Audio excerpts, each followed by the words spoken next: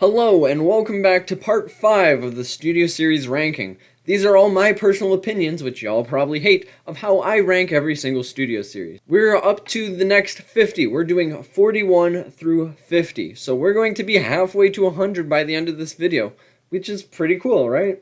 And we're going to go ahead and start off with 41 being Scrapmetal. I love Scrapmetal, and it actually was the first Constructicon I had, of course, making up Devastator. I love these. Like I say with Rampage, being a triple changer already ups its amount of points that I'm going to give it, if I actually were giving him points.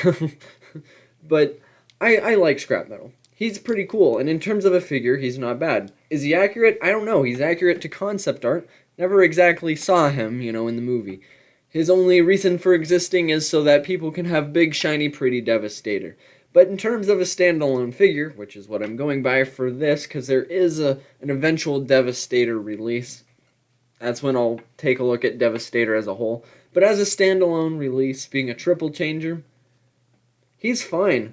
I can't say he's my favorite character, because like I said, never saw him in the movie, but I do like him. And you know what? I do like him better than boring old repaints. I'm gonna actually say that he's better, in my opinion, than, the repaint of Ratchet. And some of the repaints of Crowbar. You see a common theme that I have going there. And in my opinion, now I'm biased because I have him and don't have some of the others. I'm extremely biased. I gotta say that now, but I like him. I like him a lot. But do you want to know who I like better? It's the next Constructicon, and that's number 42, Longhaul. I like Longhaul.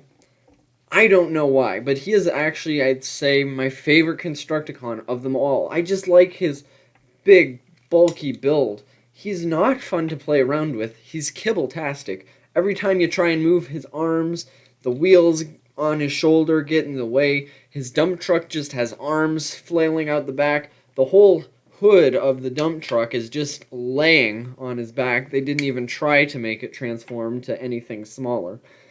There's a lot that could go against it if you're being picky. But somehow, he's one of those. It's not that great, but I love to just sit there and look at it. He's cool. The detailing on him is so good. You see, I'm very torn by some of these Constructicons, and I gotta give it credit, because it is a triple changer.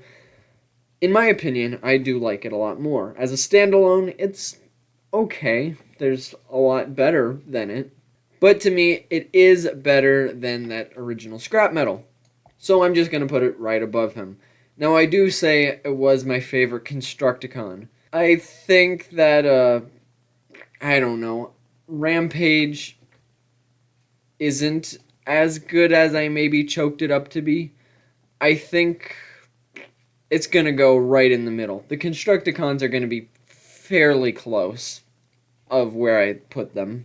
But moving on from Constructicons, there's finally a non-Constructicon, and it's a repaint of Nitro.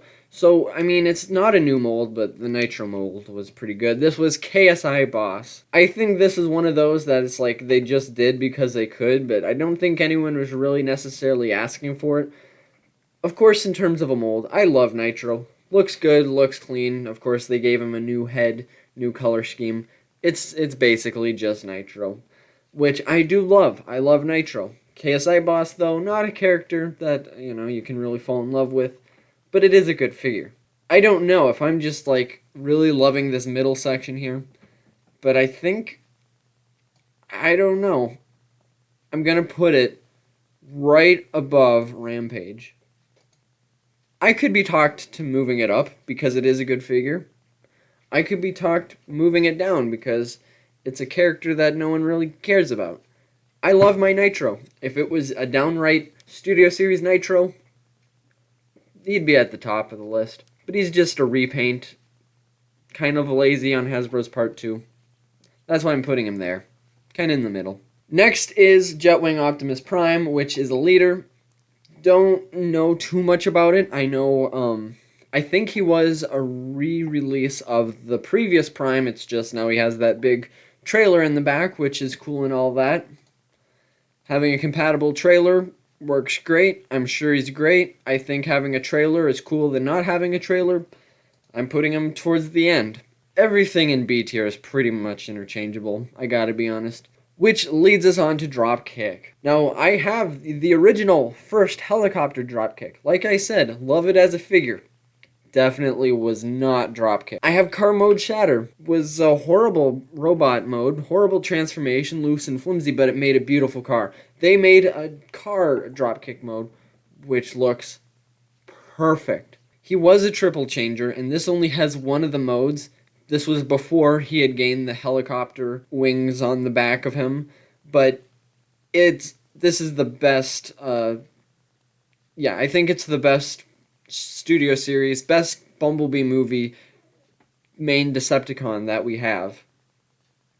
I don't want to overshadow him too much, and there again I'm biased because I don't have him, so I might be putting him lower than he deserves, but I think he's up there, upper B tier. He looks pretty good. They actually took the time to do that one right. Which leads us on to another drift. This one being a helicopter drift, which somehow was a slight retool of helicopter drift. That was kind of interesting to find that out when I was watching a video on this version of drift.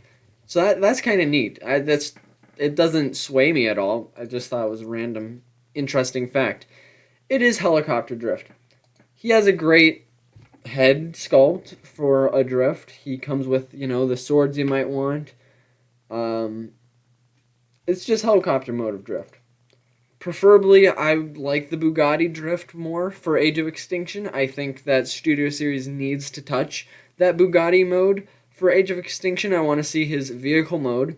But for a helicopter mode, I don't think it's too bad. Some proportions do kind of look weird to me. It looks forced into being a helicopter than more of being a drift. So I'm going to put him, I don't know, right above the first take of Stinger.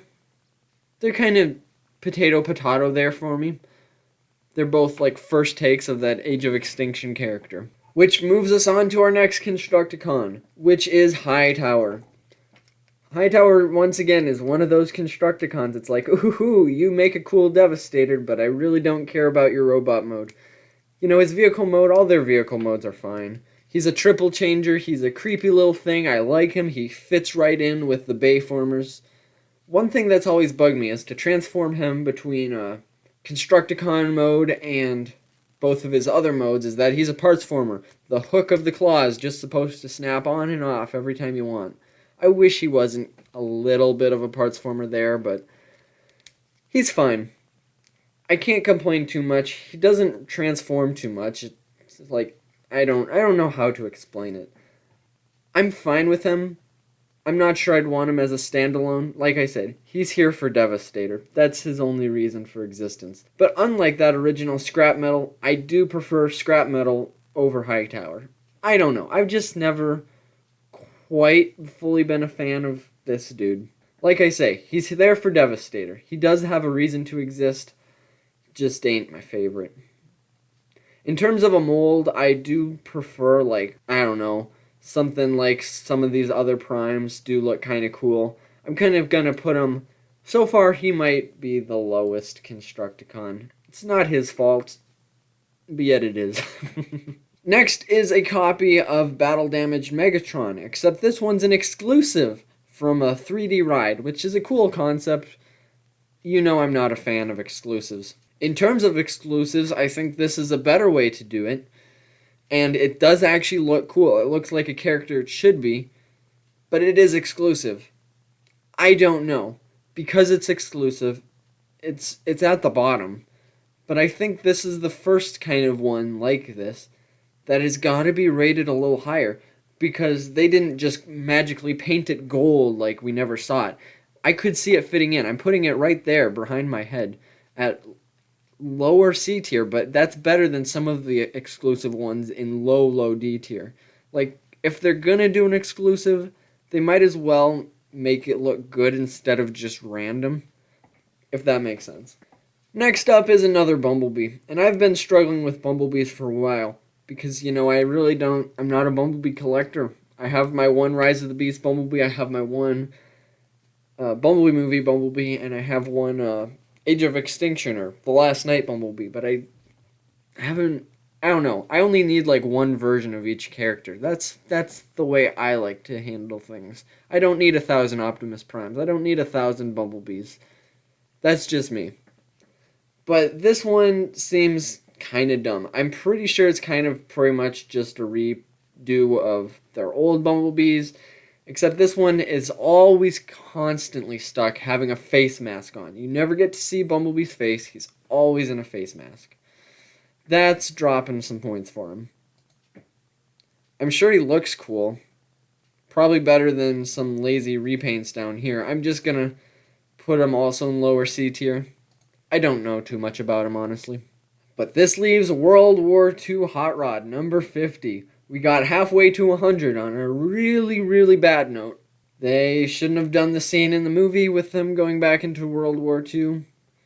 And they shouldn't have made a bad figure for it either. He's going right next to Bumblebee, World War II Bumblebee. He might be a little better, I don't know. He looks better, at least he isn't a barf vomit green.